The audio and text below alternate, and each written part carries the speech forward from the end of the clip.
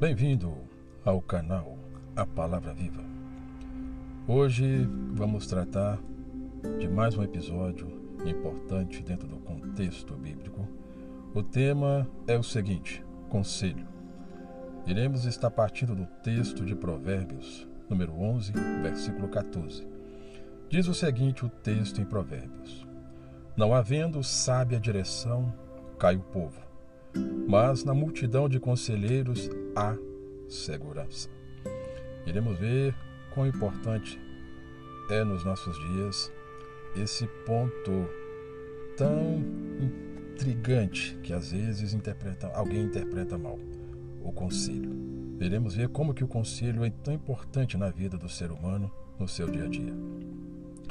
Exemplos de busca por conselho e um momento de necessidade são destacados em algumas passagens bíblicas, o qual será decorrido. Os textos são os seguintes: Gênesis capítulo 41, versículo 33 ao 37, segundo livro de Samuel, capítulo 16, versículo 20 ao 23, Daniel capítulo 4, versículo 27, Lucas capítulo 14, versículo 31. Iremos estar lendo esses textos para podermos termos base no que estamos tratando. Nesses textos nós podemos ver que na época destacada nos textos, os conselhos definiam a situação para bem ou mal. E pessoas de grande destaque no poder faziam uso deste item chamado conselho. Vamos pegar aqui o texto de Gênesis, capítulo 41, versículo 33 ao 37 e depois os seguintes. Diz assim, Gênesis 41, versículo 33 ao 37.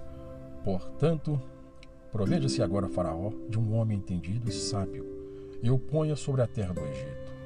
Faça isto, Faraó: nomeie administradores sobre a terra, que tomem a quinta parte dos produtos da terra do Egito nos 7 anos de fartura, e ajuntem eles todo o mantimento destes bons anos que vêm, e amontoem trigo debaixo da mão de Faraó, para mantimento nas cidades, e o guardem.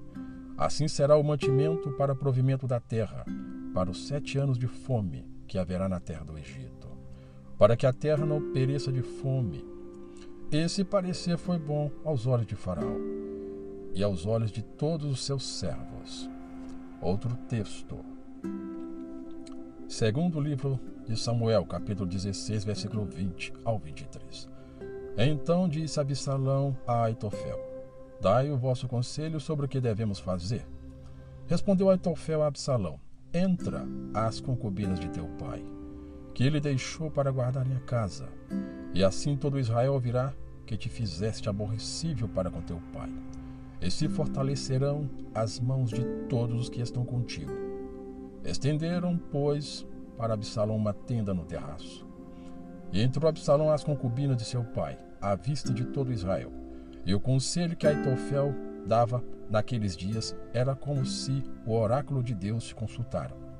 Tal era todo o conselho de Aitofel, tanto para com Davi como para Absalão. Daniel capítulo 4, versículo 27, diz o seguinte: portanto, ó rei, aceita o meu conselho, e põe fim aos teus pecados, praticando a justiça e as tuas iniquidades, usando de misericórdia com os pobres, se porventura se prolongar a tua tranquilidade. E agora, para finalizar o texto, Lucas capítulo 14, versículo 31. Ou qual é o rei que, indo entrar em guerra contra outro rei, não se senta primeiro a consultar se com 10.000 pode sair ao encontro do que vem contra ele com 20.000? Ou seja, esses são os textos. O termo em Lucas 14, versículo 31 no grego é boleo, que dá o equivalente de tomar conselho. Então podemos ver aqui nesses textos que assuntos políticos o conselho estava relacionado. Olha que o final da situação, o conselho estava ali participando. Vidas iriam ser beneficiadas ou não beneficiadas.